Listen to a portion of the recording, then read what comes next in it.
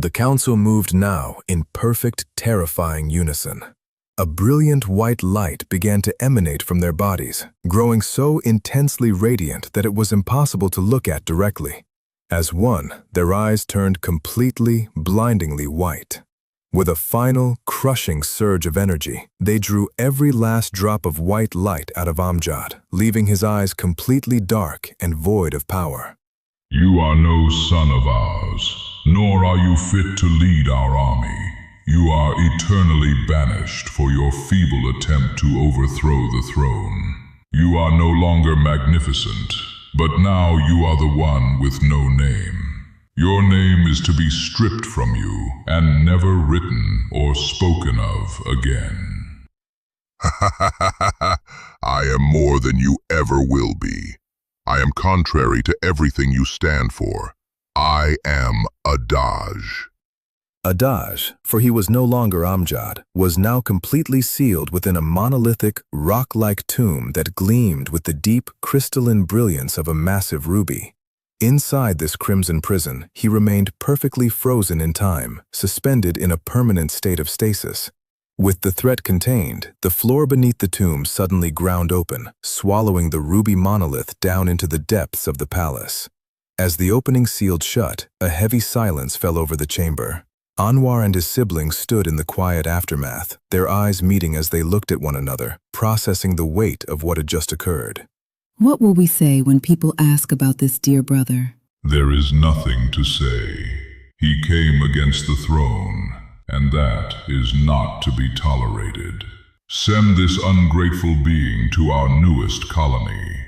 No, my brother, that is still too close to us. Send him to the planet Earth.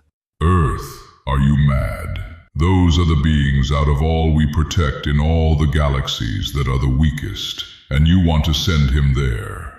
Well, it is as you have said, dear brother. They are weak. This means no one would be able to find him or dig him up. Place him in the core. From there, he could be thrown down like lightning and hit with such force it would bury itself.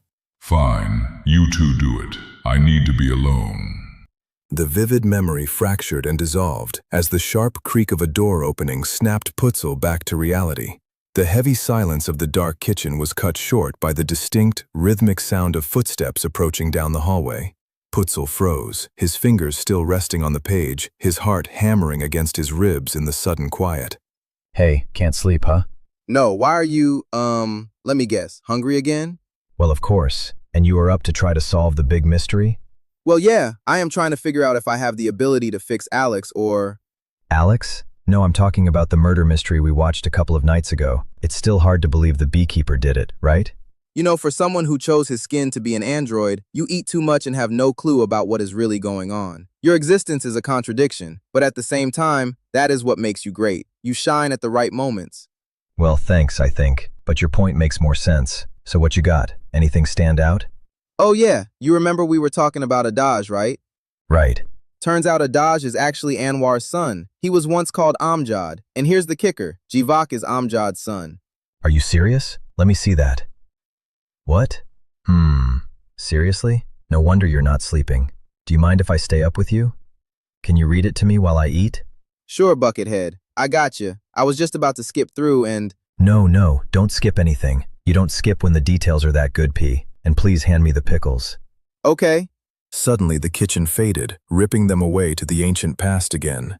Inside the secret chamber, the echo of the voices finally died down, leaving an oppressive, ringing silence. Sylvia and Jeevak stood frozen, staring at each other in the dim light. The sheer magnitude of what they had just witnessed hung heavily in the air between them. Neither spoke, their breathing shallow, their faces pale and etched with absolute shock, as they tried to process the violent fall of Amjad and the terrifying unified power of the council. He banished my father. No trial, no jury. He is out of line. Are you serious? Didn't you hear what your father just did, and you think Anwar is out of line? He knew the risk of confronting the Pyramidal Council, even if it is your grandfather. That doesn't make it right. Where are you going? That's no concern of yours. I know you may keep secrets, but I know you are very faithful to the throne. This year's centennial celebration will be one that no one will ever forget. Jeevak didn't waste another second. Turning on his heel, he bolted from the secret room. Find out what will happen on the next episode.